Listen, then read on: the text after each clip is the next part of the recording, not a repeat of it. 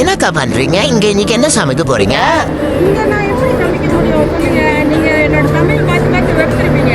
பேரு மட்டும் பாட்டு பூட்டுன்னு வச்சுட்டு பண்ற வேலையெல்லாம் வேலை வேறையா இருக்கு. ஆனா பரவாயில்ல, நல்லா இருக்கு பாக்க.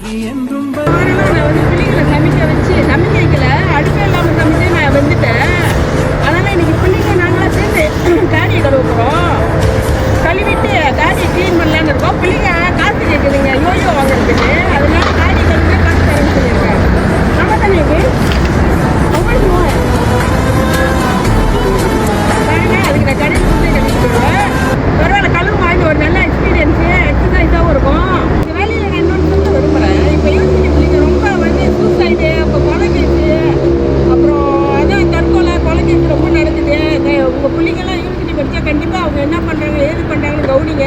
சில நேரம் பிரச்சனையில் சிக்கிட்டு அவங்க எப்படி வெளியாகுதுன்னு தெரியாமல் தற்கொலை பண்ணுறவங்க இருக்காங்க.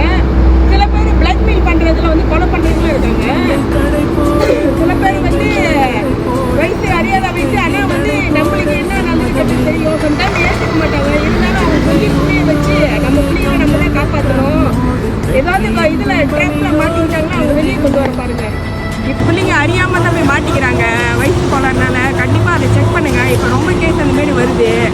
ஏன்னா யாரும் இப்போ பிள்ளைங்க சூசைட் பண்ணி போயிடுவாங்க. அது நம்மளுக்கு ஒரு பெரிய இழப்பு.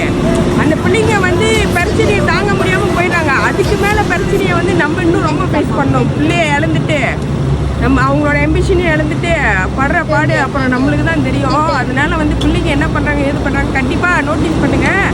இப்போ காடி கழுவு போவோம், எல்லாம் சேர்ந்து வாங்க. ஓகே.